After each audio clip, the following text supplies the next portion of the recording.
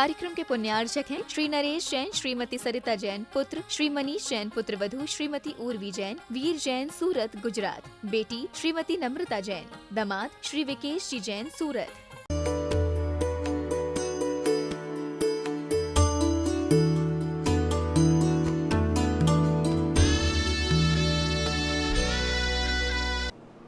नमो सिद्धार्णं नमो आयर्याणं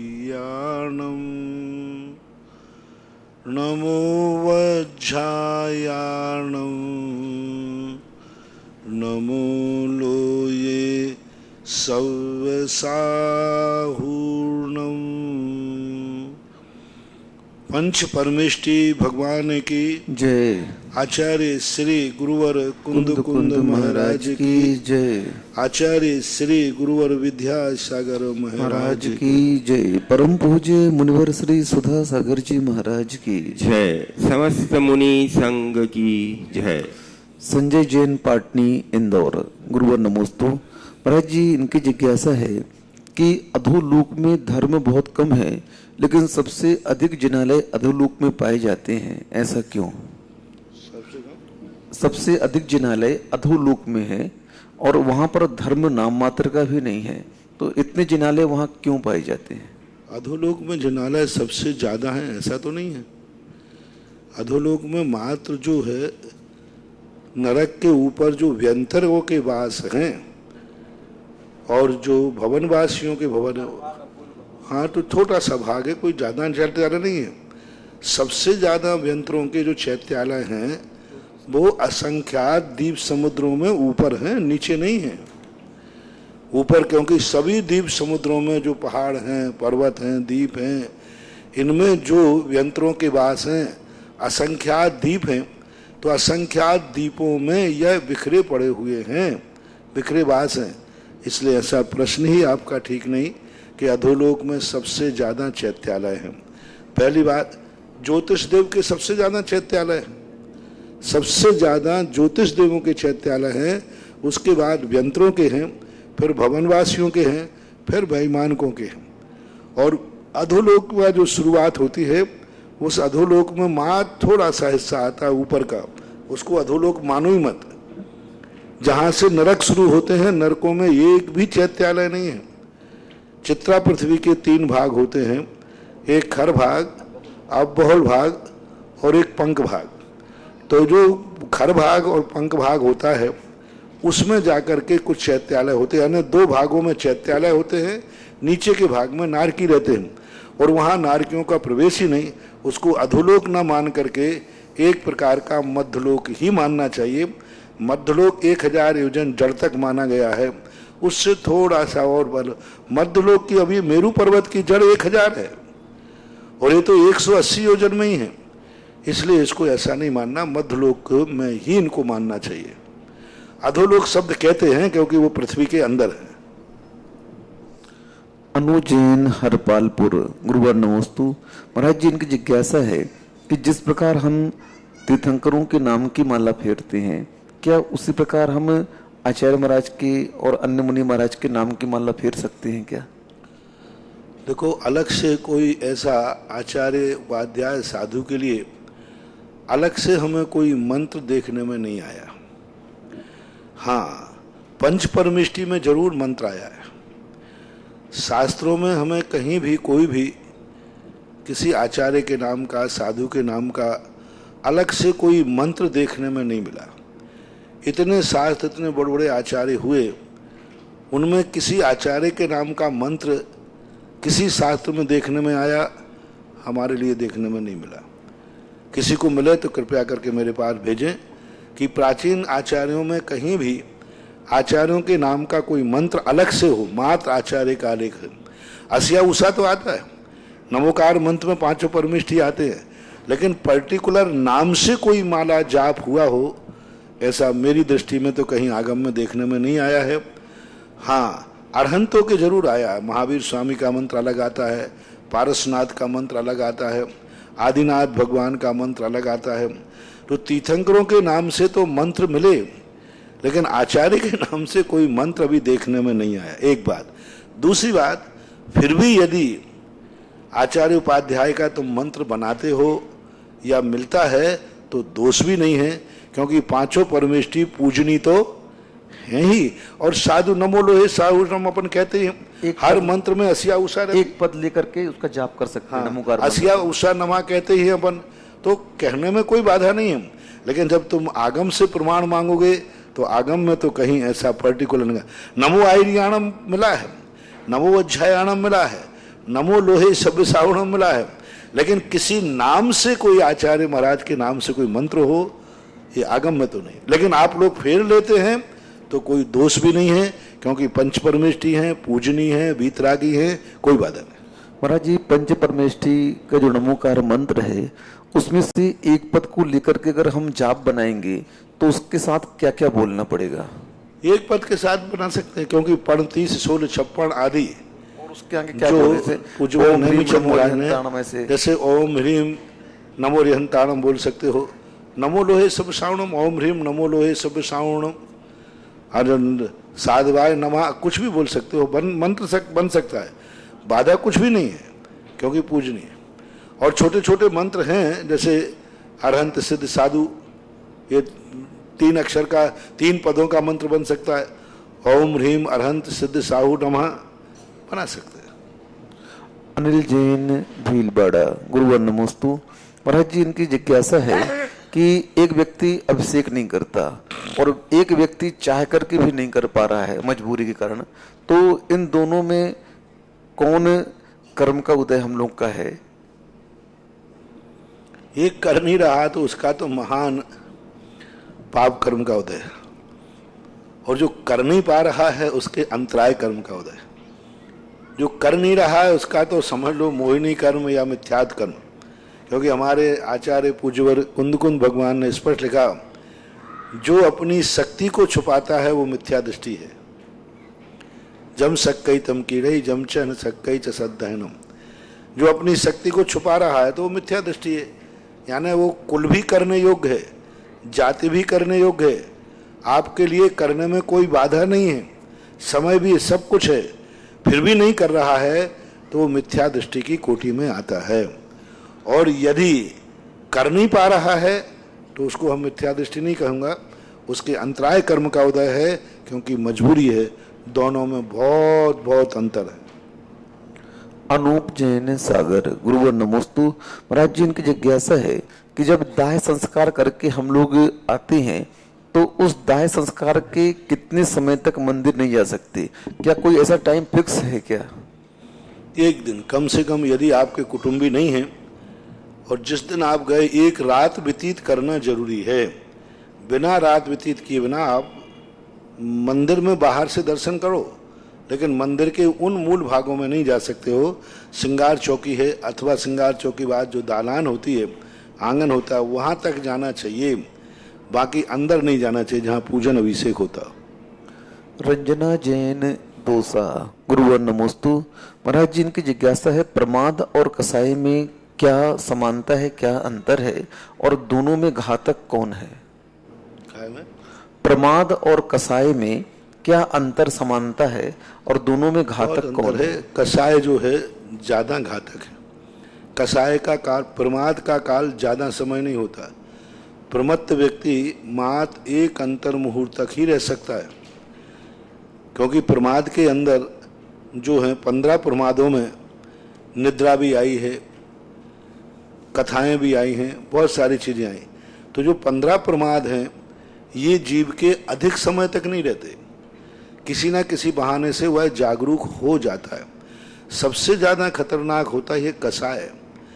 कसाय जब बन जाती है तो व्यक्ति को टूटता नहीं, प्रेस्टीज पॉइंट बना लेता है, कसाय बना लेता है, और इतनी बड़ी कसाय बन सकती है कि वो जन्मांतरों तक भी जा सकती है। अपन लोग देखते ना शास्त्रों में बैर भाव, उसने बैर बांध लिया, सुकौशल की भाभी ने बैर बांध लिया, अगले जन्म तक भी श्यालनी बन गई, तब भी उसकी कसाय शांत नहीं हुई।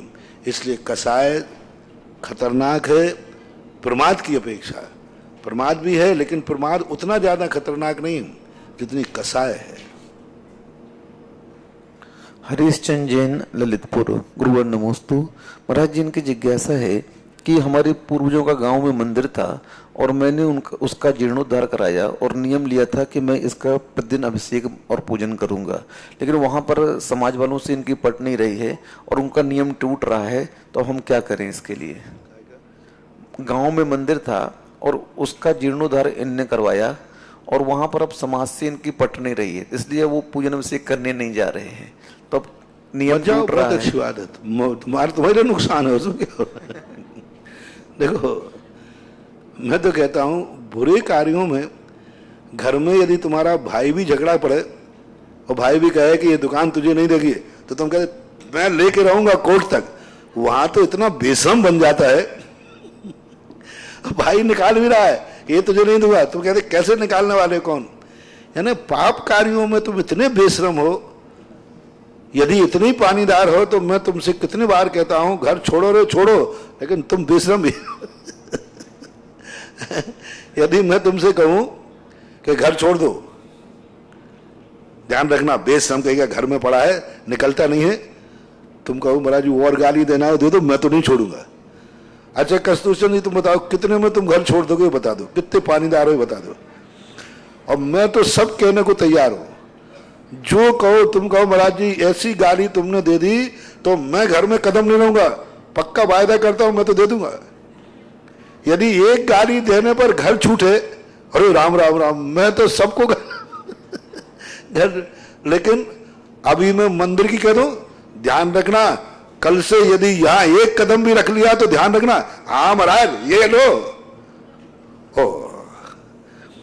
यानी संसार के कार्यों में बाप भी निकाले तो भी नहीं निकले, भाई भी निकाले तो भी नहीं निकले, और धर्म कार्य में कोई थोड़ी सी तुनक हो जाए ये पकड़ो, अरे जा तो जा, भला आदमी किसका जा रहा है, घाटा किसका होने वाला है। बने या नहीं बने महानुभाव, धर्म नहीं छोड़ना। एक बार एक घटना मैंने बताई थी एक स्थान की तुम्हें। एक व्यक्ति धर्म करता था बहुत ज्यादा और दूसरा व्यक्ति उसका दुश्मन था, वो धर्म कम करता था। उसने कहा कैसे करूं, ये तो इतना धर्म करता है कि ये इसको तो पुण्य का बंद होगा और मर गया तो स्वर्ग जाएगा, क्योंकि इतना धर्म करता, अभिषेक पूजन घंटों लगाता। अब उसको लगा कि इसकी दुर्गति कैसे कराऊं, तो उस दुश्मन ने उसका वीक पॉइंट पकड़ कर लिया कि ये पानीदार है। तो बस एक दिन उसने मंदिर में झगड़ा किया, तेरे बाप का मंदिर है तू आ जाता, वो खूब चमक गया। अब वो पानीदार इतना था, उसने कहा लो मैं आज के बाद मंदिर ही नहीं आऊंगा, और वो मंदिर छोड़ के चला गया। 13 साल तक, कितने साल? 13 साल तक वो मंदिर नहीं गया, अभिषेक पूजन नहीं किया, गया ही नहीं। और मैं पहुंचा तो किसी ने मेरे से कह दिया, वो बोले महाराज जी एक व्यक्ति इतना अभिषेक पूजन करता था, वो झगड़ा हो गया तो कि महाराज पानीदार बहुत है, वो बिल्कुल बेशरम नहीं, मंदिर ही आना छोड़। उसको मैंने बुलाया, महाराज से कहता ना मैं मंदिर में तो नहीं आऊंगा।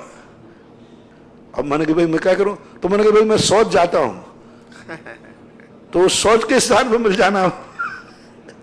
तो मैं शौच के स्थान पर उसके लिए वहां पर जाकर के मैंने एक जगह पे थोड़ी देर बैठा। मैंने कहा भाई देख मैं एक रहस्य की बात बताऊं, तेरा वो फलाना दुश्मन है, अरे महाराज कट्टर दुश्मन है वो मेरा। मैंने कहा वो जीत गया तुम हार गए। महाराज कैसे, वो कैसे जीत गया? उसने तो एक कहा, उसी दिन से मैंने मंदिर जाना बंद कर दिया। मैंने कहा यही तो जीत गया वो, उसकी नीति थी कि तू धर्म कर रहा है, तेरी सदगति होगी, तू इतना पुण्य कर रहा है, तुझे धर्म से कैसे वंचित करूं। उसने ये तरीका निकाला। अब वो इतना खुश है कि तू बिना मंदिर के खाएगा नहीं जाएगा तो तेरी दुर्गति होगी, वो खुश है। बोले महाराज जी ये बात है? मैंने कहा हाँ यही बात है, यही बात है। वो सफल हो गया, वो खुश हो रहा, बहुत अच्छा रहा, ये मरे नहीं आता, बहुत अच्छा। कहीं महाराज ये बात है? मैंने कहा हाँ मैं तेरा गुरु हूं, सही बोल रहा हूं। बोले अच्छा अब देखता हूं महाराज, मैं आज ही से अभिषेक करने आऊंगा, देखता हूं उसके बाप का मंदिर है कि जो मुझे रोकता है। मैंने कहा हाँ बेटा आ जा, और बिल्कुल आया। देखा मुझे कौन रोकता है, तुम सफल हो गए मुझे मंदिर से निकाल करके। मुझे पता नहीं था, मेरे गुरुजी ने बताई अंदर की बात। अब देखो मैंने बेटा पक्का नियम कर लेना, अब चाहे कोई हाथ पकड़ के निकाले, भगवान के यहां से नहीं निकलना। बोले महाराज अब तो दुनिया की कोई ताकत नहीं निकाल पाएगा, अब तो मैं प्रतिदिन अभिषेक करूंगा, पूजन करूंगा। वो 13 साल पहले जैसा था वैसे ही मैंने बना दिया है। और आज अभिषेक पूजन चल रहा है, बहुत बढ़िया चल रहा है। अपना क्या जाता है, धर्म से पानीदार मत बनो रे। पानीदार बनना है तो पापों में बनो, घर गृहस्थी में बनो। बाजू वाला माइंस वाला झगड़ा करता है तो झगड़ा माइंस छोड़ के आ जाते हो कि निपटते हो? निपट के पूरी तरह। सुरेश बोलते ना भाई, मानो बाजू वाला माइंस वाला झगड़ा करे, हाँ ले पकड़, मुझे नहीं चाहिए, अरे लठमार करते हो, सिर फोड़ देते हो और फोड़वा लेते हो। धर्म क्षेत्र अपने आत्मा का धर्म पर्याय है जी। आज मैंने सुबह कहा था ना, इस धर्म को ना तो पदों से बांटो, ना कमेटियों से बांटो, इस धर्म को मात आत्मा की श्रद्धा से स्वीकार करो। अंदर चेतना की पर्याय है। ये सब बातें व्यर्थ की है, कुछ लेना एक न देना दो। अंदर चेतना और धर्म को स्वीकार करो, इससे कोई मतलब नहीं। महानुभाव, अच्छी तरह मंदिर में जाओ, अच्छी तरह धर्म करो, इन सब चीजों से कुछ नहीं रखा है।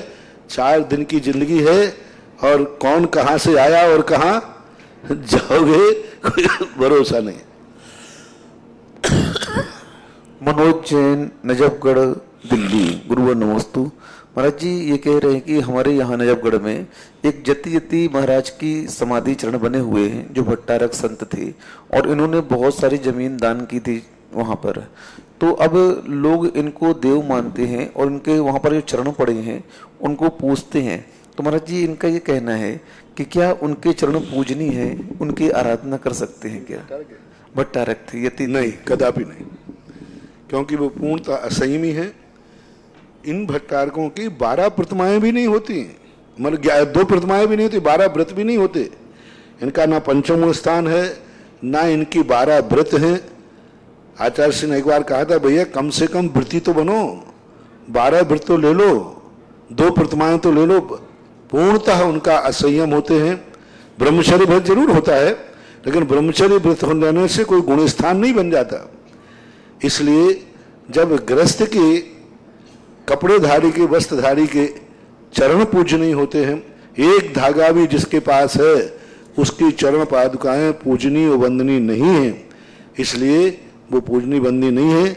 बनाए इसलिए जाते थे कि उस समय का युग था, इतिहास की सुरक्षा करना थी, मुनि महाराजों का अभाव था, भट्टारकों का प्रभाव था, इसलिए उस समय तात्कालिक बनाए गए, लेकिन वे पूजा अर्चना के योग्य नहीं है। ब्रह्मचारी अभय भैया जी, महाराज जी इनकी जिज्ञासा है कि महाराष्ट्र में बहुत सारे जैन मंदिरों में गंदी नालियों का पानी घुस गया और उन पानियों ने भगवान को भी छू लिया, तो अब हमें उस मंदिर और भगवान की शुद्धि बराबर कैसे इसकी, जब पानी अंदर घुस गया, मूर्ति को छू गया, तो बराबर मंदिर की शुद्धि कराइए, मूर्ति की शुद्धि कराइए।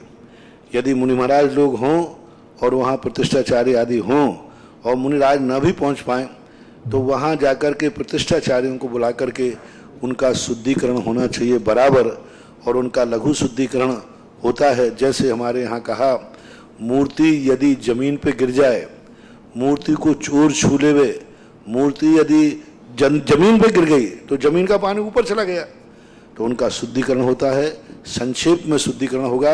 एक दिन का ही कार्यक्रम है, कोई बड़ा अनुष्ठान नहीं करना, कोई बड़ा खर्चा पानी नहीं करना।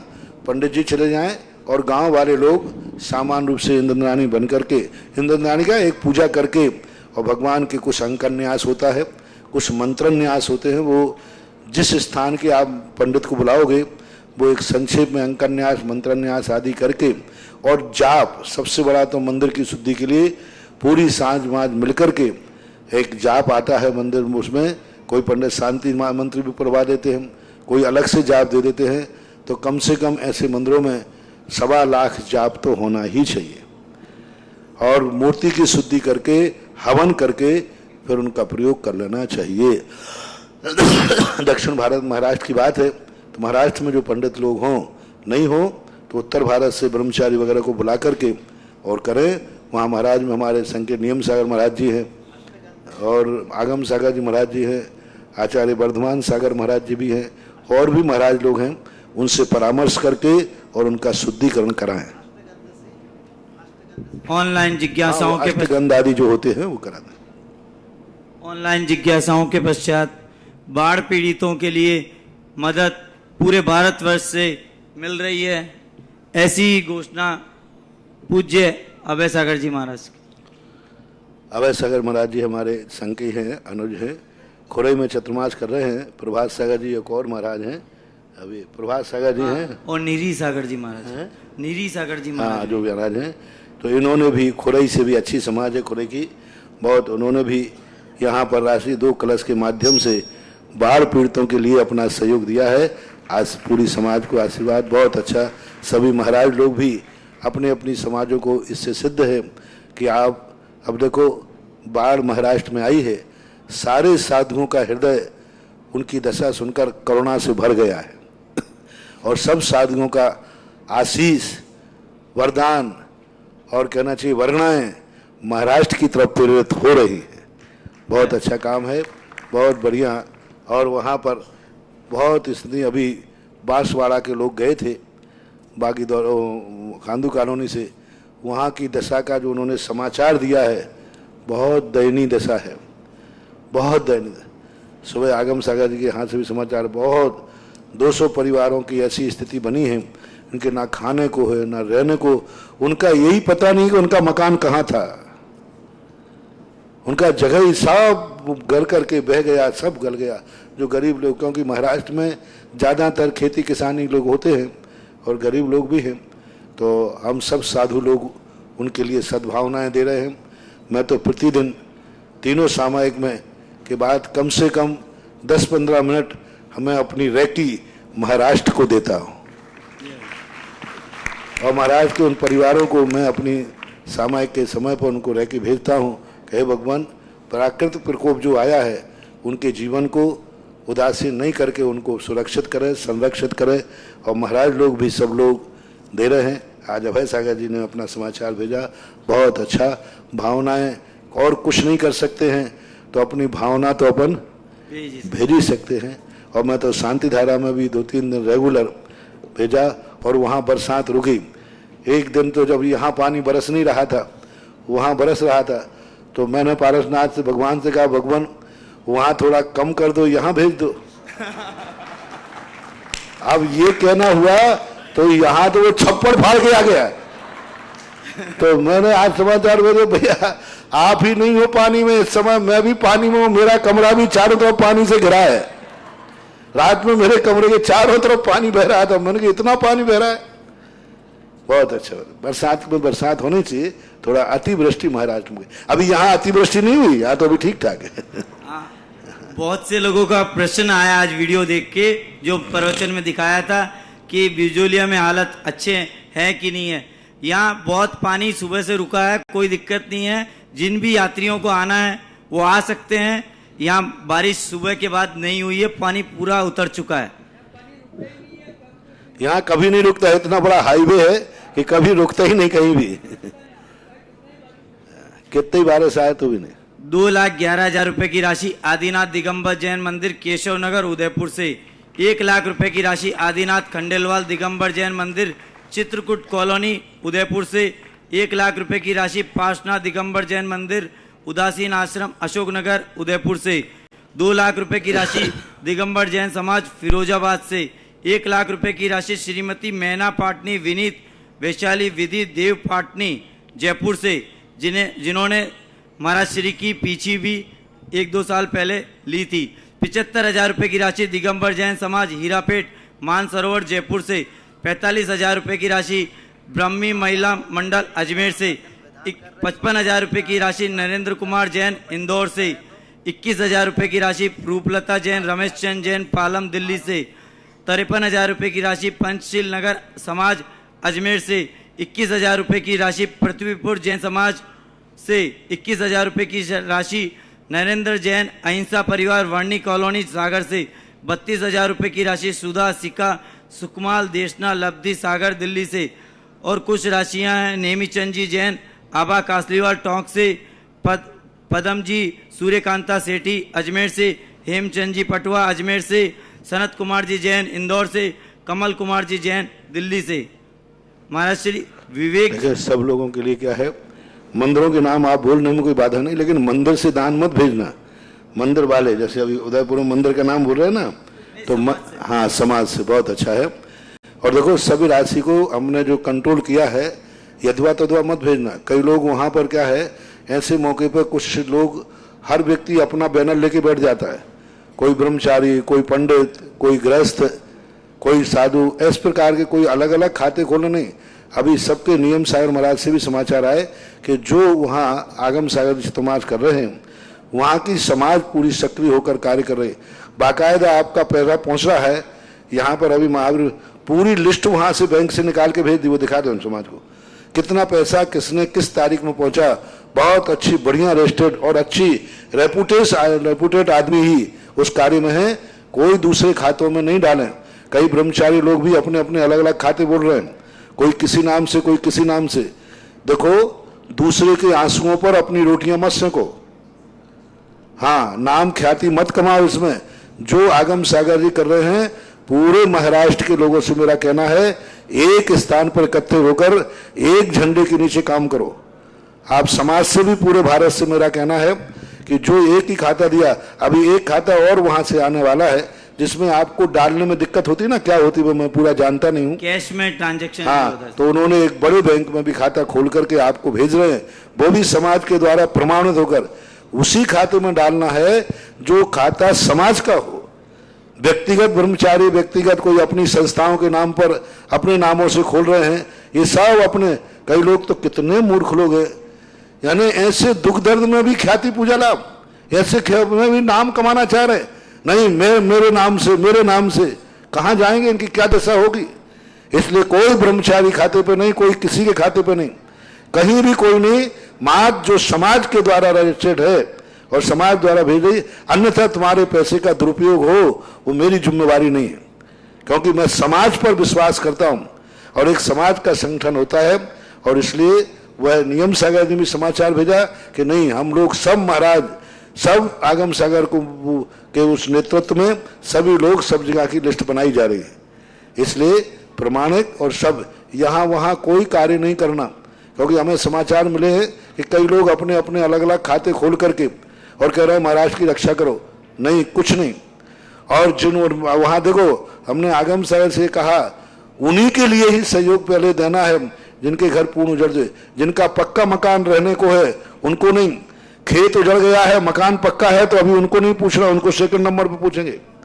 कई लोग क्या है, खेत में गन्ना बोया तो फसल हो गई, मकान तो सुरक्षित है, मकान सुरक्षित है, मकान का धन सुरक्षित है, सब है।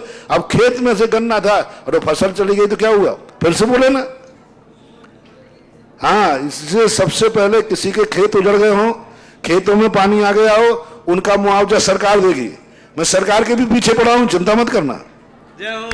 हाँ, मैं सरकार का भी नेटवर्क तुम्हें नहीं हिला रहा हूं, सरकार को भी हिला रहा हूं। और अभी कुछ सरकार ने बताते हैं करना, वहां की सरकारों ने कुछ पैसा, तो आपके खेतों में जो नुकसान हुआ है फसल का, वो मुआवजा आपको सरकार देगी। लेकिन जो तुम्हारे घरों में जो वस्तुता खाने को सामान नहीं है, पीने को, क्योंकि सरकारी सामान तो आज बजट पास हुआ है तो महीनों भर बाद पूछे जब तक व्यक्ति ऊपर ही चला जाए। हाँ, इसलिए खेतों में तो के जिनके उजाड़ हो गए हैं उनसे कोई लेना देना नहीं है। अपन तो जिनके मकान उजड़ गए, खाने को नहीं है, उनके लिए करना है। इसलिए आजकल सब, कोई व्यक्ति वहां फसल भेजा, साहब मेरी फसल उजड़ गई है तो मेरे लिए मुआवजा दिया जाए, तो क्या यहाँ कोई खजाना खुला है क्या?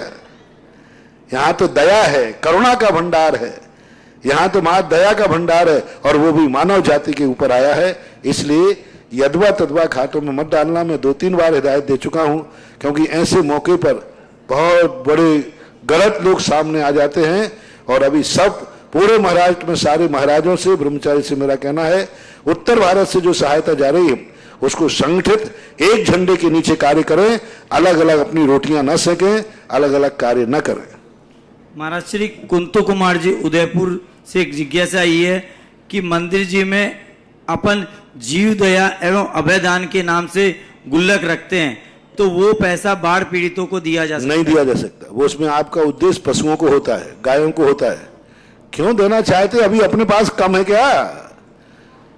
अरे अपने जैनियों के पास अभी कोई कम है कि जो गैयों का पैसा लेंगे गौ माता का? मानव दया करे। अभी तो ये साधर्मी का, वो तो दया का दान था, ये तो साधर्मी को दान का दान है। वो तो गौपाला गौ दया आदि जो है वो तो दया भाव से देते हैं, ये तो उत्तम मध्यम जघन्य पात्र है, साधर्मी है। इसलिए ऑनलाइन जिज्ञासाओं के बाद यहाँ विराजित सभी साधर्मी बंधु माताएं बहनें, मैं अपनी ओर से और टीवी के माध्यम से देख रहे देश विदेश के सभी श्रावकों की ओर से परम पूज्य श्री के चरणों में कोटिशः नमोस्तु नमोस्तु। ध्यान रखना, महाराष्ट्र के जो साधर्मी हैं ये दया के पात्र नहीं है। हाँ, ये साधर्मी हैं, गले लगाने के पात्र हैं। हाँ, दया तो उन पे की जाती है जो अपात्र होते हैं, जो दया अपात्र होते, ये तो अपने साधर्मी हैं, ये तो गले लगाने लायक है। आज की ऑनलाइन जिज्ञासा के लिए सबसे पहले मैं आमंत्रित कर रहा हूं श्रीमान राजीव जी संगी जयपुर, और उसके बाद तैयार रहेगी श्रीमती चंदा देवी काला चांद जी की खेड़ी। राजीव जी संगी को माइक दे दे भाई। महाराज जी नमोस्तु नमोस्तु नमोस्तु। महाराज जी, शास्त्रों में जयसेनाचार्य ब्रह्मदेव सूरी ने और कई आचार्यों ने भी गृहस्थोचित यानी राम पांडवादि के हवाले से बताया कि भाई उनको सम्यक दर्शन जो था उसमें उनका जो आंतरिक परिणमन था वो ये था कि निज शुद्धात्मा ही उपादेय है। ये शब्द कई शास्त्रों में मिला कॉमन, निज शुद्धात्मा ही उपादेय है। जो ऐसा मानता है उसके मिथ्यात्वादी 7 प्रकृतियों का उपशम आदि होते हैं, शेष के हो न हो कोई नियम नहीं है। तो ये जयसेनाचार्य ने कहाँ लिखा बताओ? जयसेनाचार्य ने समय सार जी में जो वो गाथा है ना, जिसमें मोक्ष के लिए नहीं करता है और अपने ऐसा भाव नहीं है वहां। हाँ, पर भाव समझो। हाँ, वहां ये है कि शुद्ध आत्मा ही शुद्धम तुभ्यानंतो शुद्धम चैवप्ययम लहदि जीवो जानंतो दु अशुद्धम अशुद्धमेव पयम लहदि जीवो। जो शुद्ध आत्मा को उपादेय मानता है। हाँ, उपादेय का अर्थ होता है हमें कोई भी क्रिया करना है कोई भी क्रिया करें दृष्टि में शुद्धात्मा रखें। तो किसी भी रास्ते से जाए दृष्टि सम्मित शिखर पर रखें। पैसेंजर से जाओ, हाईवे से जाओ, प्लेन से जाओ, पहुंचना कहाँ है? शिखर जी। तो शुद्धात्मा का जो वहां पूज्यवर अध्यात्म ग्रंथों में शब्द कहा है, हाँ, उनका अर्थ ये नहीं कि उन्होंने सब क्रियाओं का मना। उन्होंने कहा पूजा करो पूज्य बनने के लिए, आहार दान दो पूज्य बनने के लिए, आहार माला फेरो पूज्य बनने के लिए। सब में क्या है? कर्मों की निर्जरा ही कम्म खैर निमित्तम। हाँ, तो कर्म, इसलिए सब क्रियाओं का वहां निषेध नहीं है। ऐसा नहीं कहा कि वहां ये कहा शुद्धात्मा के प्रति जो उपादेय दृष्टि रखता है, हाँ, सम्यक दर्शन उसी को होगा। हाँ, यही कह रहे हैं। हाँ, तो शुद्धात्मा का अर्थ है स्वयं की निज शुद्धात्मा नहीं लिखा उन्होंने। नहीं, निज शुद्धात्मा ही उपादेय है। हाँ, तो निज शुद्धात्मा है, क्योंकि अध्यात्म ग्रंथों में सुखी शब्द का प्रयोग करते हैं, यानी अपने शुद्ध आत्म स्वरूप को। तो इसका अर्थ है भगवान को भी, परमात्मा को भी। तो ये तो निश्चित है, क्योंकि जब तक शुद्ध आत्मा भी मुख नहीं होगा, उपादेय नहीं मानेगा, उसकी 7 प्रकृतियों का क्षय कैसे होगा? तो उसका सम्यक दर्शन भी कैसे होगा? हो ही नहीं सकता।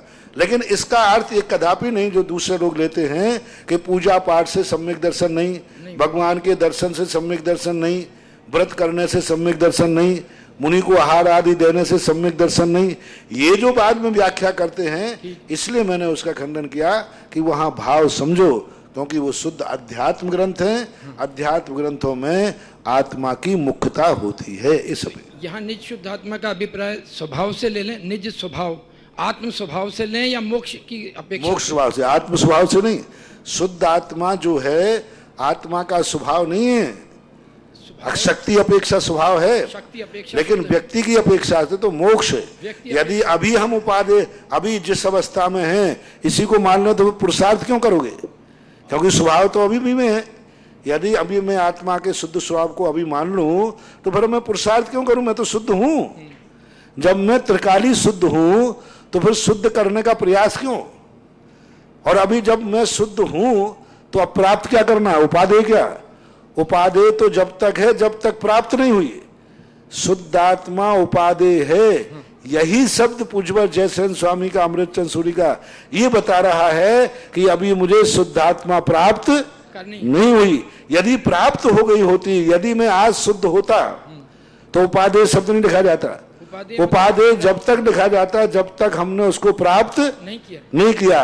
तो प्राप्त नहीं किया ये उपादेय शब्द ही बता रहा है कि अभी मैं अशुद्ध स्वभाव में हूं, मेरा अशुद्ध स्थितियां हैं, मेरा स्वभाव अभी अशुद्ध है, क्योंकि शुद्ध स्वभाव उपादेय। तो ये उपादेय शब्द से यदि हम व्याख्या समझें तो उपादेय में सब कुछ कह दिया कि यानी अपन को ये समझना है कि वर्तमान में मेरा अशुद्ध स्वभाव है, अभी शुद्ध स्वभाव रूप नहीं है, क्योंकि शुद्ध स्वभाव उपादेय भूत है। ऐसा प्रकट करना है। श्रीमती चंदा जी काला और उसके बाद तैयार रहेंगे श्री राजीव जी जैन कोटा। नमोस्तु गुरुवर, नमोस्तु गुरुवर।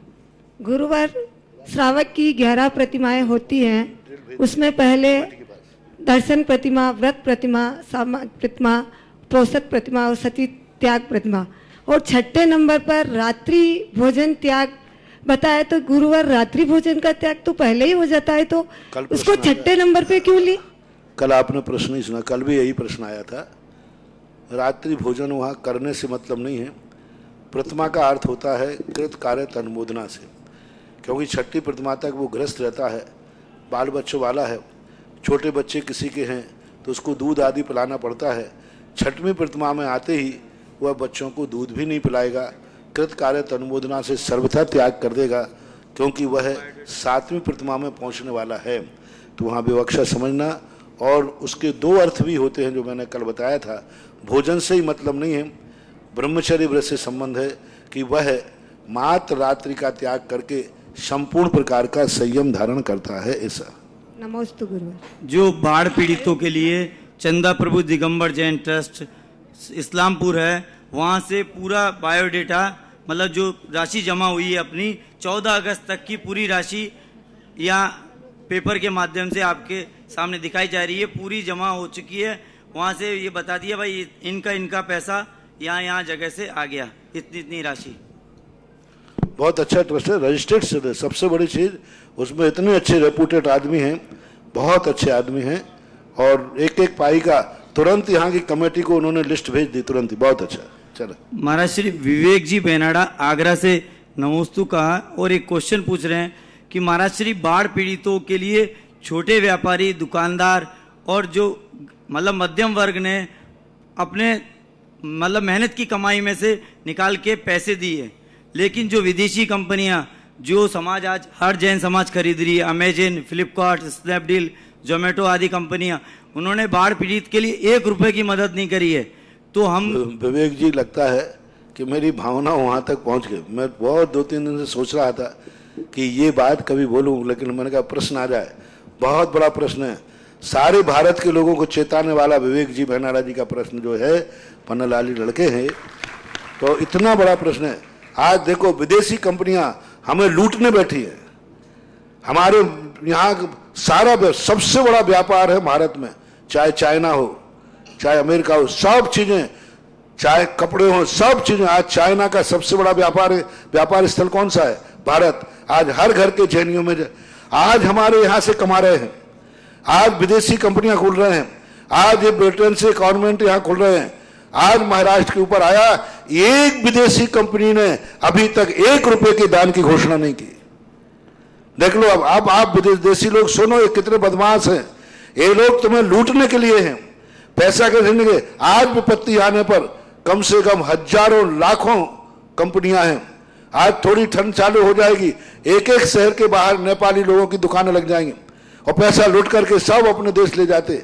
आज महाराष्ट्र में इतना बड़ा संकट आया, विश्व के किसी भी देश ने जो भारत में कंपनियां लगा रहे हैं, उन्होंने 1 रुपया नहीं दिया।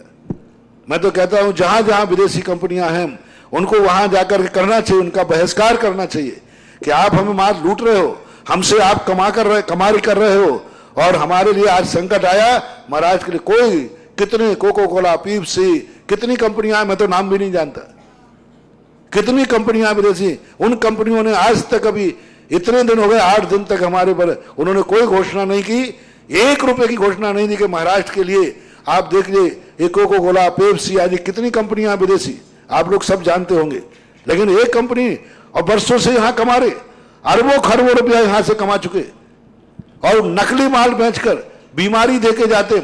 आज मेडिकल देखो, कितनी बड़ी विदेशी कंपनियां हमारे बाजार में मेडिकल में यहां बेच रहे हैं, नकली माल, नकली सामान बेच रहे हैं। आज विदेशी लोग कितना सामान है आज विदेश में, लेकिन कोई भी विदेशी कंपनी आज भी इनके लिए कुछ। आज हमारे स्कूलों के बड़े बड़े कॉन्वेंट स्कूल चल रहे हैं, जो हमारे अमीरों से पैसा कमा कमा करके वे सब विदेश ले जा रहे हैं। उन स्कूलों ने भी कभी नहीं भेजा कि हम यहाँ कॉन्वेंटों में करोड़ों रुपया कमा रहे हैं। आज बाढ़ पीड़ित बच्चों के लिए वहां गोद ले लें। आज कॉन्वेंट स्कूलों के लिए महाराष्ट्र में कितने कॉन्वेंट है, दक्षिण भारत में कितने कॉन्वेंट है, उत्तर, ये कॉन्वेंट स्कूल आज कोई घोषणा करने वाले नहीं कि हम वहां के बच्चे जो बाढ़ पीड़ित से दुखी हैं उनकी पढ़ाई के लिए हम फ्री योजना बनाएंगे, हम अपने स्कूल में दाखिला देंगे, यहां तक नहीं आ सकते हैं उनकी पढ़ाई का हम खर्च उठाएंगे। तो भारत को सोचना चाहिए, ये विदेशी कंपनियां आपको मात लूटने के लिए हैं, ये सस्ता माल नहीं दे रहे हैं आपको, आपके देश के माल की दुर्दशा करा रहे हैं। आज हर चीज का प्रोडक्शन विदेशी आ रहा है, हमारे देसी माल सब बंद हो रहा है, सब खत्म होता जा रहा है। तो चेतो जागो और विदेशी कंपनियों को हिलाओ, जहां ये कंपनियां वहां जाके हड़ताल करो कि हमें लूट ही रहे हो। आज हमारे ऊपर संकट आया है, कोई विदेशी कंपनियां इसके लिए तैयार नहीं हो रही। आज चीन इतना माल भारत में बेचता है, इतना पैसा कमा रहा है, आज चीन को अरबों रुपए की घोषणा करना चाहिए कि जिस भारत से मैं कमाता हूं, आज भारत पर संकट आया है, उनके लिए सहायता के लिए घोषणा करना चाहिए थी। लेकिन कोई विदेशी कंपनी, कोई विदेश ने अभी तक घोषणा नहीं की। ये देश के लिए बहुत बड़ा विचारणीय प्रश्न है। बनर्जी के इस प्रश्न से सारे भारत के लिए जागना चाहिए, चेतना चाहिए। और अभी जो विवेक ने ये बात कही, मेरे मन में 2-3 दिन से चल रही थी, पर ये प्रश्न आ गया तो बहुत अच्छा प्रश्न है, चेताने जगाने वाला है। आज से विदेशी वस्तुओं को खरीदने का बहिष्कार करो, विदेशी वस्तुओं को लेना बंद करो, कॉन्वेंट स्कूलों में अपने नाम लिखाना बंद करो, और विदेशी कंपनियों के जो माल होते हैं इनके ऊपर अपने आप पाबंदी लगाओ। अपने लिए बहुत चेतने और जागने की जरूरत है। जो हमारे संकट में काम नहीं आएगा वो व्यक्ति हमारा कभी हो नहीं सकता। सबसे बड़ी चीज है, किसी व्यक्ति की पहचान कब होती है, जो हमारे संकट में काम आएगा वही हमारा है, और जो संकट में काम नहीं आता है उसको अपना कभी मानना भी नहीं चाहिए। राजीव जी जैन कोटा के बाद तैयार रहेंगी सुश्री नरेंद्र कुमार जी जैन बिजुलिया। और बंधुओं, परम पूज्य श्री का जो अमृतमय चातुर्मास यहाँ चल रहा है, इसमें परम पूज्य श्री ने हम सभी भक्तों पर बहुत अनुकंपा की है, और अभी तक एक भक्ति कलश के माध्यम से आपको पुण्यार्जन करने का अवसर परम पूज्य श्री ने दे रखा है। तो आज जिन पुण्यार्जकों ने भक्ति कलश की स्थापना की है, उनमें सबसे पहले श्रीमती सुगंधी देवी धर्म पत्नी स्वर्गीय श्री विमल चंद जी जैन एवं पुत्र श्री अशोक कुमार जी देवेंद्र कुमार जी बरमुंडा कोटा निवासी ने एक भक्ति कलश की स्थापना करने का सौभाग्य प्राप्त किया है। तो मैं उस परिवार को आमंत्रित कर रहा हूं, आ जाएं और परम पूज्य श्री के समक्ष ये भक्ति कलश की स्थापना करें। दूसरा भक्ति कलश आचार्य श्री के संघ की माताजी 105 श्री अकलंकमती माताजी की गृहस्थ जीवन की बड़ी बहन श्रीमती मीना जी श्री सुधीर जी जैन पलाश जी जैन अमानपुर जबलपुर, उनने भी एक भक्ति कलश यहाँ स्थापना करने का सौभाग्य प्राप्त किया है। बरमुंडा परिवार के मेंबर जल्दी से आ जाएं, जो भी यहाँ उपस्थित हैं, भक्ति कलश की स्थापना कर दें।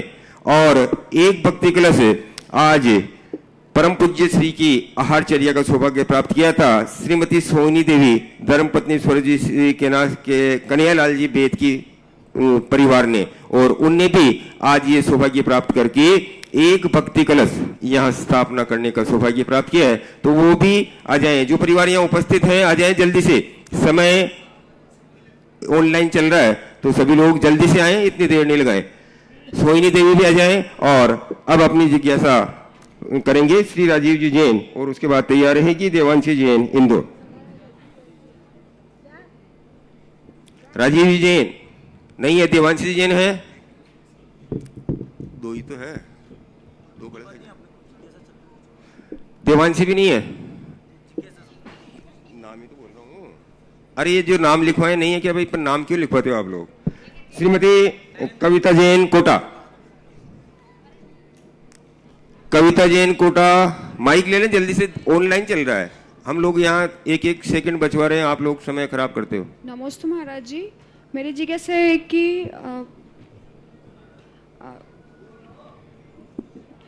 पार्श्वनाथ पुराण में पढ़ा था कि पार्श्वनाथ भगवान के माता जी के आहार तो होता है लेकिन निहार नहीं होता, और तीर्थंकर भगवान के भी आहार तो होता है लेकिन निहार नहीं होता। तो महाराज जी ऐसे कौन कौन से पुरुष, मतलब पुरुष महिलाएं हैं जिनके आहार तो होता है लेकिन निहार नहीं होता? इस संबंध में दो मत मिलते हैं। मूल मत तो यही है कि तीर्थंकर के आहार होता है लेकिन निहार नहीं होता। लेकिन कुछ अर्वाचीन मत हैं, जैसे अभी आपने उदाहरण दिया, बाद के लिखे हुए शास्त्रों में ऐसा मिलता है कि तीर्थंकर के माता पिता को भी निहार नहीं होता, चक्रवर्ती को भी निहार नहीं होता, बलभद्रों को भी निहार नहीं होता। तो 63 शलाका पुरुषों में जो मूल चक्रवर्ती नारायण, पृथ्वीनारायण, बलभद्र होते हैं, इनके निहार नहीं होता। एक चर्चा सागर नाम के ग्रंथ में पंडित जी का लिखा हुआ है किसी का, उसमें 63 शलाका पुरुषों को निहार नहीं होता, ऐसा देखने में आता है। लेकिन अभी तक जो प्राचीन शास्त्रों में है, तीर्थंकर का उल्लेख तो मिला, अन्य लोगों का स्पष्ट प्राचीन शास्त्रों में देखने में नहीं आ रहा है ऐसा। महाराज जी, गर्भवती महिला कितने महीने तक पूजा कर सकती है और महाराज जी को आहार दे सकती है? आखिरी दिन तक, जब तक सूतक नहीं लगे तब तक। आहार भी दे सकती है? आहार 5 महीने तक। 5 महीने तक। आहार में स्पष्ट उल्लेख लिखा है मूलाचार के अंदर कि 5वें माह तक ही आहार दे सकती है। लेकिन भगवान की पूजन भक्ति आखिरी समय तक करे। मालूम आजकल मालूम चल जाता है तो भगवान की पूजन करके ही डिलीवरी के बाद के लिए अस्पताल वगैरह आज होते ना, बता देते हैं ना, तो ऑपरेशन करने अस्पताल में भर्ती होना हो तो आखिरी समय तक पूजन करो, अष्टद्रव्य से, धुली हुई द्रव्य से बहुत बढ़िया पूजन करो। शास्त्रों में ऐसे बहुत सारे उदाहरण देखने में मिलते हैं, कोई बाधा नहीं। आहार के लिए जरूर वो एक व्यवस्था है, उसकी कई मर्यादाएं हैं, उसके कई कारण हैं, जिन कारणों से 5 माह के बाद उदर की वृद्धि हो जाने से आहार के समय वह क्रिया शोभनीय नहीं होती है, इसलिए उस समय उनको मना किया। क्योंकि अब देने के साथ बनाना भी पड़ेगा, वो तो सारी क्रियाएं होती हैं, इसलिए गौण कर दिया गया। आगम में स्पष्ट नाम लेकर लिखा हुआ है। महाराज, अगर बच्चा पोष माह में होता है तो उसका कोई दुष्प्रभाव पड़ता है? ऐसा तो कोई शिष्य शास्त्र में देखा नहीं।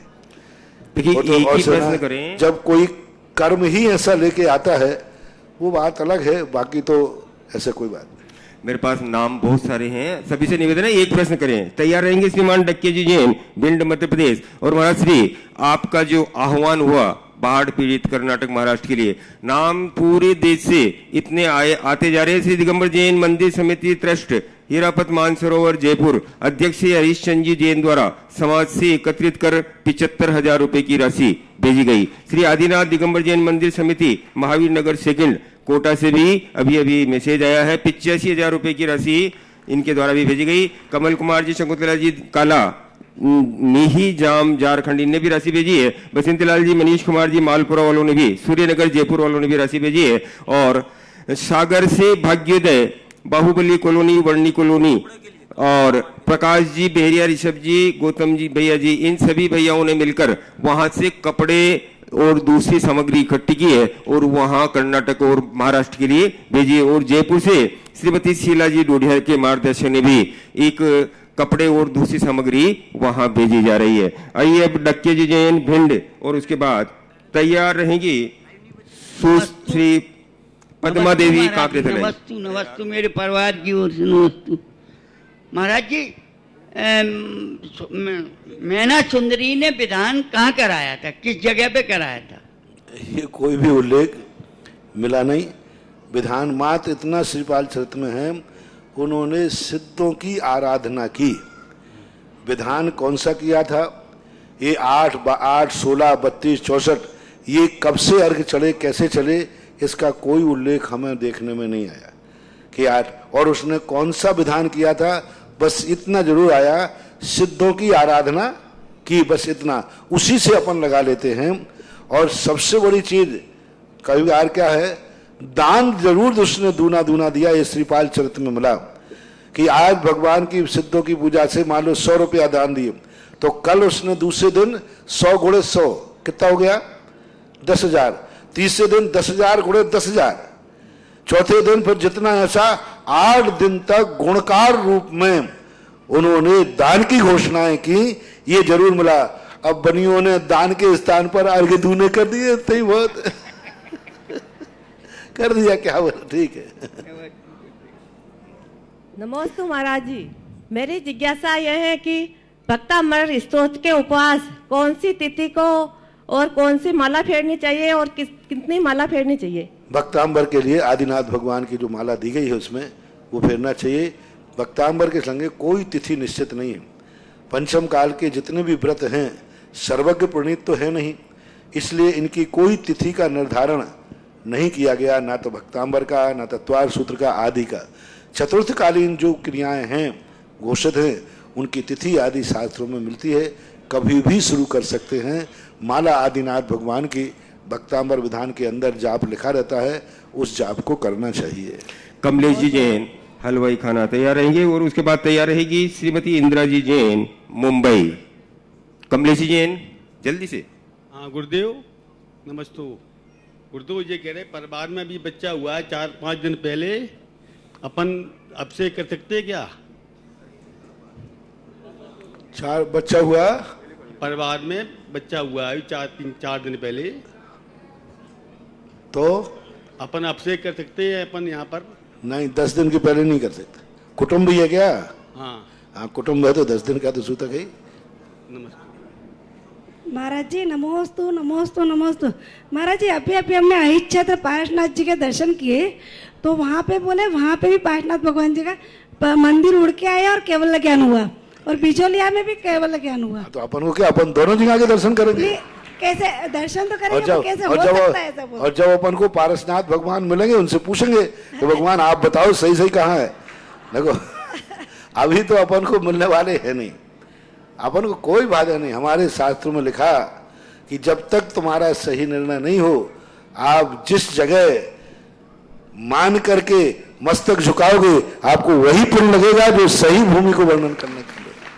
क्योंकि अपन के पास आज 800 साल पुराना यहाँ शिलालेख है, वहाँ भी कुछ उनके इतिहास मिलते, तो अपन तो दोनों का कोई विरोध नहीं करना, दोनों जगह अपन जाओ, बहुत अच्छा है। कम से कम पारसनाथ के नाम पर 2 तीर्थ बन गए, 2 भूमि पावन हो गई और 2 लोग अपने धर्म ध्यान कर रहे हैं, कोई बात नहीं।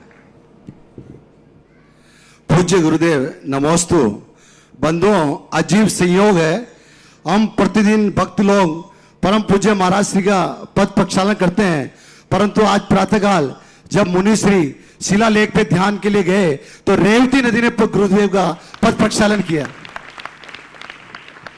गुरुदेव मेरी शंका यह है कि पूरे राजस्थान में शानदार बारिश हुई है और इस मंच के माध्यम से मैं आपसे निवेदन करना चाहता हूं कि राजस्थान में जितने भी तीर्थ क्षेत्र कमेटियां हैं वो इस बरसात में किस तरह वृक्षारोपण करें, मार्गदर्शन करें। बहुत अच्छा प्रश्न आपने किया। हर साल मैं बोलता हूं, देखो प्रकृति हमेशा अपने आप में हमें सब कुछ देती है, हमें कुछ लौटाना चाहिए। पेड़ पौधे यदि दुनिया में से नहीं रहेंगे तो कल्पना करो क्या होगा।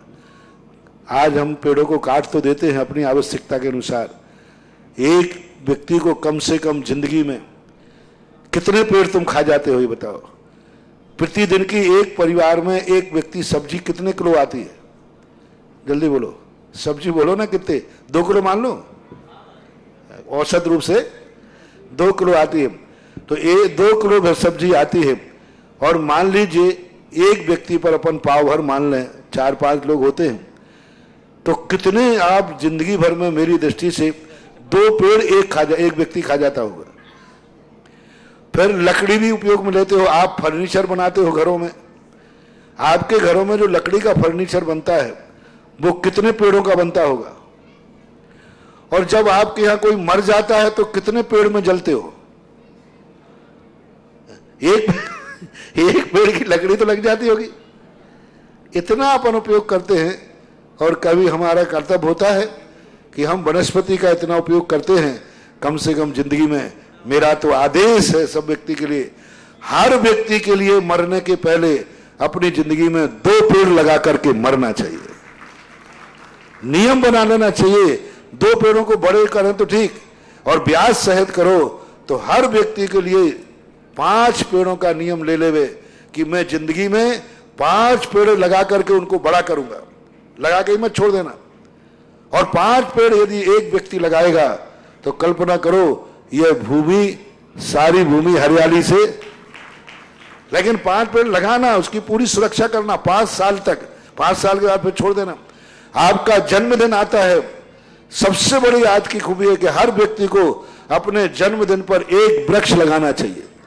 जैसे जैसे वो वृक्ष फलेगा फूलेगा, तुम्हारी जिंदगी भी वैसे ही फलेगी फूलेगी। कोई ज्यादा खर्च की बात नहीं है, एक पेड़ लगाओ हर जन्मदिन पर। शादी की सालगिरह आती है, दोनों मिलकर के एक पेड़ को हरा करो। वो एक पेड़ कितना बड़ा, अभी पेपर में आया था, एक पेड़ से कितने यूनिट ऑक्सीजन मिलती है, कितनी नजबे, हाँ ऐसा कुछ लिखा था, लाखों में लिखा था पेपर में देखा। तो ऐसी स्थिति में, और इस बार बरसात बहुत अच्छी हुई है, बहुत अच्छी हुई है। यदि आपके पास जगह नहीं, महाराज हमारे पास जगह नहीं, फ्लैट सिस्टम है, तो आप जाकर के किसी तीर्थ क्षेत्र पर लगा दो। तीर्थ क्षेत्र पर जाके कहो कि मुझे जगह दो, मैं यहाँ पेड़ लगाना चाहता हूं। तीर्थ क्षेत्रों पे आप लगाइए। तीर्थ क्षेत्र में नहीं मिले, जंगलों में लगा दीजिए, सड़क के किनारे लगा दीजिए। इतना बड़ा जंगल पड़ा है, कहीं एक जंगल में लगा करके और पत्थरों का लाइन ऐसा बना करके जिससे उसे जानवर न खावे, बड़ा होने तक खाद के पैसे दीजिए, और 5 साल तक वो पानी देगा कमेटी वाले हो कोई, तो उसको 5 साल का इंतजाम करिए। ऐसा करिए, नहीं तो पेड़ एक पौधा जाके लगाया है, 5 साल तक तुम सेवा नहीं करो तो कमेटी को दो कि भाई एक पेड़ पे 5 साल में कितना खर्चा आएगा, मेरे से लीजिए और मेरा एक पेड़ लगाइए। और कमेटियों से मेरा कहना है कि आप पेड़ लगाकर उस पेड़ पर उनकी प्लेट लगा दीजिए, यह पेड़ इनका है, और हर साल जाकर के तुम उसको चेक करिए। बहुत अच्छा बात है। ऋषभ जी जैन कोटा के बाद तैयार रहेगी श्रीमती कविता जी स्नेहलता जी जैन, बाहुबली कॉलोनी, सागर। महाराज जी, मेरा और मेरे परिवार की ओर से त्रिवार नमस्तु नमस्तु नमस्तु।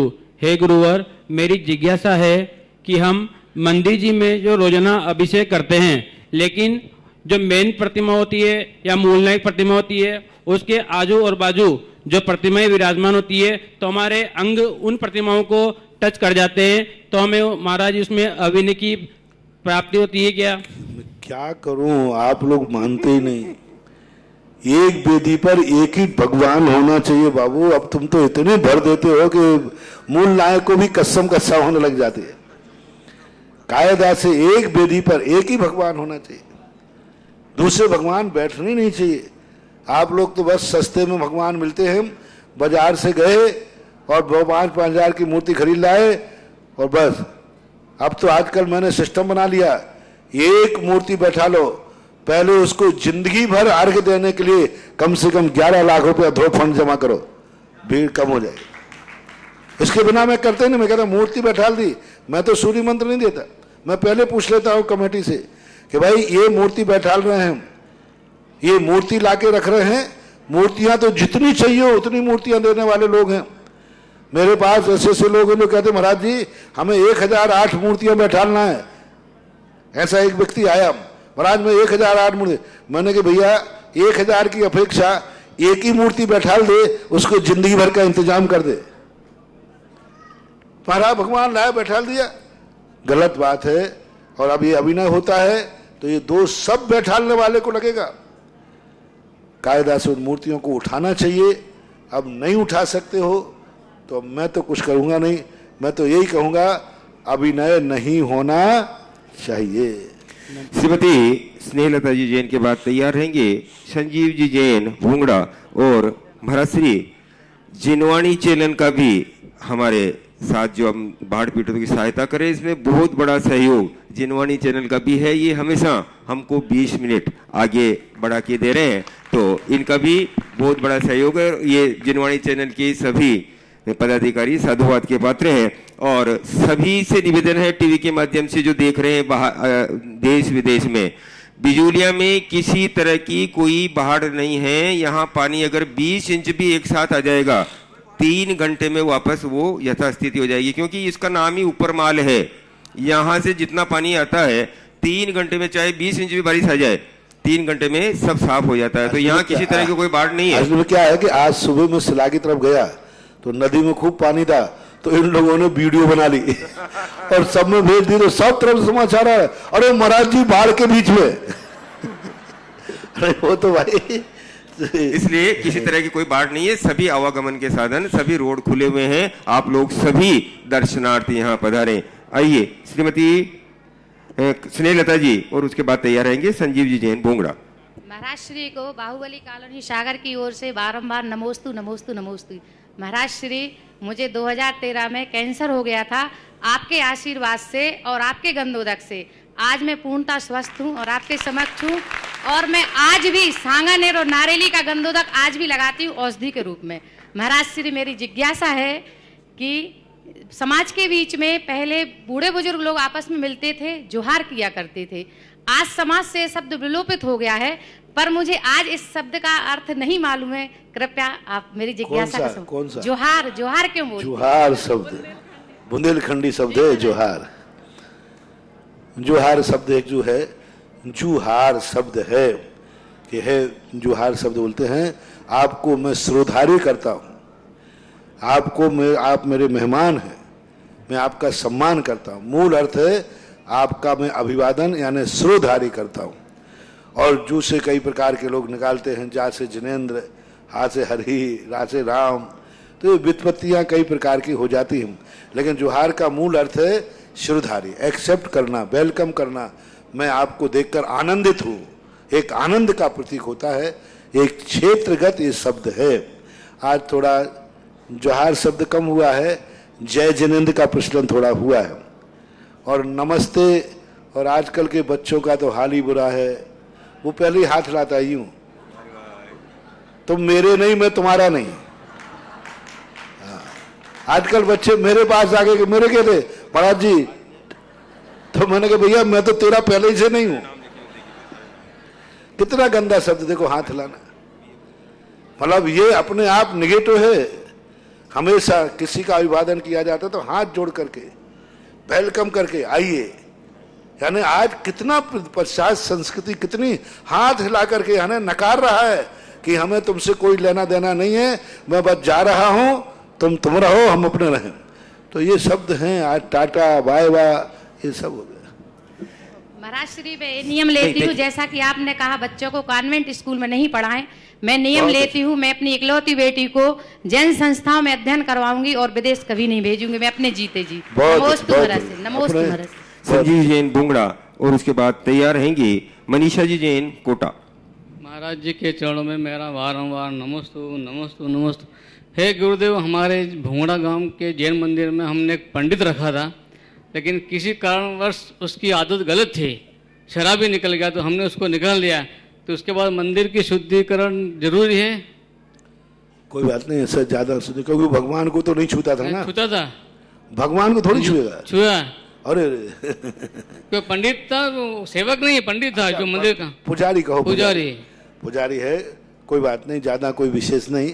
फिर भी सभी मूर्तियों पर एक बार अभिषेक का धारा जरूर कर लेना। अभिषेक रोज करते हैं महाराज जी? हाँ बस ठीक है, इतने काफी नहीं। कोई विधान करूँ जरूर नहीं, विधान वगैरह? हाँ, शांति विधान कर लो तो अच्छा है जी। सारी समाज मिलकर के एक शांति विधान कर ले। इसलिए नहीं क्योंकि आपको अनजाने में हुआ है, आपको मालूम नहीं था कि ये इस प्रकार का है, इसलिए शांति विधान कर लेना, बस इतना ही। मनीषा जी जैन कोटा के बाद तैयार रहेंगे मोहित कुमार जी जैन जयपुर। मनीषा जी जैन, देखो मैं पहले नाम बोल देता हूँ, आप लोग माइक हाथ में लेके रहे। ऑनलाइन चल रहा प्रश्न, मैंने पहले भी बताया था। महाराज श्री नमोस्तु नमोस्तु नमोस्तु। महाराज जी, हमारी कॉलोनी में पानी भर जाता, नाली का पानी एक हो जाता सड़क पर, तो हम पूजन कर सकते, शास्त्र जाप वगैरह दे सकते या नहीं? आप लोगों के लिए तो कोई बाधा नहीं सामान्य रूप से, लेकिन अभिषेक करने वालों के लिए जरूर बाधा है कि इस प्रकार की अशुद्धि होने पर अभिषेक नहीं करें। आप सामान्य रूप से महिलाओं के लिए पूजा पाठ करते हैं तो आप लोग कोई बाधा। मोहित जैन जयपुर के बाद तैयार रहेगी सुश्री यशा पटवारी। लेकिन ऐसे में से निकल के आकर आहार नहीं देना, मान लो नाली आदि के पानी से निकल के आना पड़े तो आहार नहीं देना चाहिए। मोहित जी जैन के बाद तैयार रहेंगी सुश्री यशा पटवारी बिजलिया। नमोस्तु महाराज जी। महाराज जी, प्राचीन काल में हमारे भारत में खेती होती थी देशी गाय के गोबर और गौमूत्र से। उसके बाद अंग्रेजों के हम गुलाम बने तो केमिकल खेती शुरू हुई। अब जाके ऑर्गेनिक खेती शुरू हो रही है जो ज़मीन को वापस बंजर करेगी और जो विदेशी कंपनी लेके आना चाह रही है। तो मेरा महाराज जी आपसे निवेदन है, आपके माध्यम से ये पता लगे लोगों को कि ऑर्गेनिक खेती के बाद जो भारतवर्ष की प्राचीन काल की खेती थी, जिसको हम अभी प्राकृतिक खेती बोलते हैं या आध्यात्मिक खेती या जीरो बजट खेती या अहिंसा खेती, इस खेती के माध्यम से केमिकल भी हमारे खाने से दूर हटेगा और ऑर्गेनिक खेती में जो धातु आते हैं खतरनाक, वो भी दूर हटेंगे, जो संभव है देशी गाय के गोबर गौमूत्र से। मैं इसमें इतना नहीं बोल सकूंगा कि आज जो तुम लोग केमिकल्स या जो भी यूरिया आदि डाल रहे हैं, इससे आपको महान बीमारियां हो रही हैं, कैंसर हो रहे हैं, अनेक बीमारियों को जन्म दे रहा है। भूमि तो बंजर हो ही रही है, ऐसी भूमि पर उठने वाली फसल, सब्जी आदि अनेक अनेक रोगों को पैदा कर रहे हैं। इनकी एक विदेशियों की नीति है कि भारत को जितना बीमार करोगे तो इधर रसायन बिकेंगे, उधर दवाइयाँ बिकेंगी, क्योंकि दवाइयों का सबसे बड़ा मेडिसिन उनके पास है एक से एक, और दवाइयों का आविष्कार भी कर रहे हैं। इधर जब तक वो बीमारी नहीं भेजेंगे तो दवाई कैसे बिकेंगी। तो बीमारी के लिए उन्होंने ये आज विदेशों में देखो, ये जो जो प्रयोग आप सब्जियों में रसायनों का खेती में कर रहे हो, विदेशी लोगों ने बंद कर दिया है। आज अमेरिका के अंदर देसी खाद का उपयोग होने लगा। वहाँ गाय पाल रहे हैं खाद के लिए, दूध के लिए नहीं, गाय खाद के लिए पाल रहे हैं। और वहाँ पे गाय को वो मारते नहीं हैं। वहाँ सबसे आज गायें बहुत बड़ी बड़ी गायें हैं, लेकिन वहाँ बूचड़ खाने नहीं है ज़्यादा। गाय दूध देने के बाद भी उसको उतना ही अच्छा खिलाते हैं, उतना ही अच्छा रखते हैं। वहाँ गाय ऐसी लावारिस नहीं घूमती है, वहाँ कसाईयों को गायें नहीं मिलती हैं, उस गाय को अंतिम श्वास तक पालन करते हैं। और अभी पढ़ा था मैंने कि वो गाय को दूध नहीं देने पर गोबर और मूत्र जो है उसके कारण उनको जिंदा रखते हैं। बूढ़ी गाय कसाई को नहीं जाती, वहाँ लोग खरीदते हैं मात्र गोबर और मूत्र के लिए, और गोबर और मूत्र के माध्यम से वो खेती कर रहे हैं, सब्जी उपजा रहे हैं। वो लोग चेत रहे इस मामले में। हमारे यहाँ तो थोड़ी गाय दूध देना बंद कर दे, तुरंत कसाई को जाके बेच देते हैं, तुरंत बाजार में छोड़ देते हैं। तो ये बहुत बड़ा गड़बड़ है, बीमारियां आ रही हैं। लोगों को चेतना चाहिए, सरकारों को चेतना चाहिए। विज्ञान सबसे बड़ा यही तो कर रहा है कि तुम्हारे लिए बहुत धन दौलत कमाने के साधन दे रहा है, लेकिन उधर धन गमाने के भी साधन दे रहा है। इधर फसल बहुत अच्छी पैदा करा देगा, उधर सब बीमारी में लगवा देगा। इधर पैदा कराएगा, उधर बीमारी में सब लगा देगा। तो ये गलत है। ठीक। सुश्री यशा पटवारी, उसके बाद तैयार रहेंगे श्री निर्मल कुमार जी काला, चांद जी की खेड़ी। नमोस्तु महाराज जी। महाराज जी, पुण्य की बंध और पुण्य की क्रिया करने में क्या अंतर होता है? पुण्य का बंध जो है वह एक कर्म प्रकृति है। पुण्य क्रिया एक धर्म तक, स्वभाव तक पहुंचने का साधन है। पुण्य कर्म तो एक कर्म है जो पुद्गल कर्म की वर्णाओं से बनता है, और पुण्य क्रियाएं जो होती हैं ये मोक्ष को प्राप्त करने के लिए की जाती है, धर्म को प्राप्त करने के लिए की जाती है। जो हमारे लिए सुख मिलते हैं पारमार्थिक और संसारिक, ये पुण्य की क्रिया करने से फिर उनका पुण्य बंध होता है, उससे सारे सुख मिलते हैं। निर्मल कुमार जी काला, चांद जी खेड़ी के बाद तैयार रहेंगी ब्रह्मचारिणी दीदी साधना जी। नमोस्तु गुरुदेव, नमोस्तु। भव्य जीव और अभव्य जीव की क्या पहचान है? इसकी अपन तो पहचान कर नहीं सकते। बस यही है कि तुम्हें अभव्य होने में अच्छा लगता है कि भव्य होने में? भव्य होने। अंदर से कह रहे कि ऊपर से? ये अंदर से। जब अंदर से तुम्हें ऐसा भाव लगे, हे भगवान मैं अभव्य ना हो जाऊं, अभव्य ना हूं, क्योंकि हमने सुना है कि अभव्य का कभी कल्याण नहीं होगा, ऐसा यदि भाव अंदर से आ रहा है, और ये भाव आ रहा है भगवान मेरा एक दिन मोक्ष हो, मुझे सम्यक दर्शन की प्राप्ति हो, मैं रत्नत्रय को प्राप्त करके मोक्ष जाऊं, यदि ऐसा भाव आ रहा है तो भी वह भव्य ही है, उसे भव्य ही मानना चाहिए। बाकी निर्णयात्मक भव की घोषणा केवल ही भगवान ही कर सकते हैं। निर्मल जी काला, चांद जी खेड़ी के बाद आज की जिज्ञासा की अंतिम जिज्ञासा ब्रह्मचारिणी सुनीता दीदी, और आज हम ऑनलाइन ही परम पूज्य श्री की मंगल आरती करेंगे। और उसके लिए श्रीमान जयंती लाल जी, सुगंधी देवी, महावीर जी, पारस जी, सपना जी, हेमंत जी, रचना जी, संजय जी, संध्या जी, सुनील जी, अनुराधा जी, सुधीर जी, सारिका जी, जम्बू जी, रीता जी, भूंगड़ा परिवार से यहाँ उपस्थित हैं। तो इस जिज्ञासा के बाद पूरा परिवार यहाँ आ जाएंगे। अपन ऑनलाइन आज परम पूज्य श्री की मंगल आरती करेंगे। ऑनलाइन नहीं, ऑनलाइन में, लाइव प्रोग्राम में आरती करेंगे। निर्यापक श्रवण मुनि श्री सुधा सागर महाराज जी के श्री चरणों में त्रिकाल कोटिशः नमोस्तु। महाराज श्री जी, मेरी जिज्ञासा है कि कहते हैं ठोकर लगी मुझको, पत्थर निराला था पर चोट नहीं आई, बाबा ने संभाला था। आप वहाँ उस रास्ते से प्रतिदिन गुजरते और वह पत्थर आपके चरणों में ठोकर मारता। इसी तरह यहाँ पर पार्श्वनाथ भगवान के लिए कमठ ने उपसर्ग किया, लेकिन वह कमठ उपकारी बना और पारस प्रभु को केवल ज्ञान प्राप्त हुआ।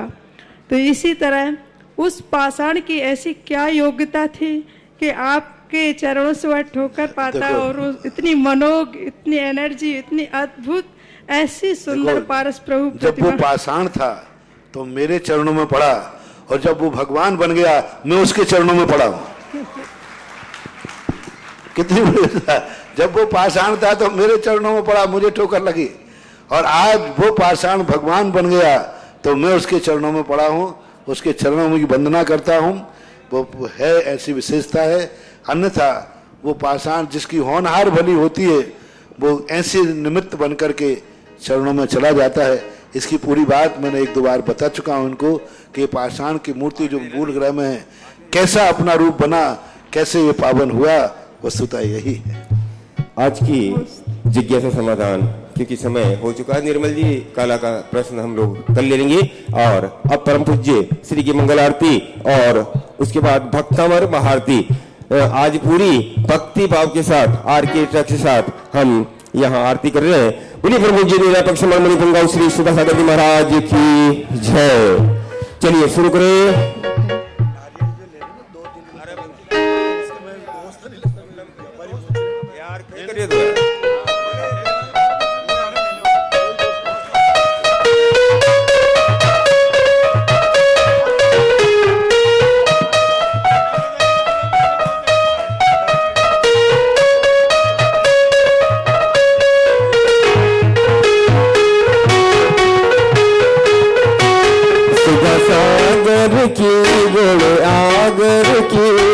मंगल दीप सजाई की में आज उतारू आरतिया, सुधा सागर की गुण आगर की शुभ मंगल दीप सजाई की में आज उतारू आरतिया।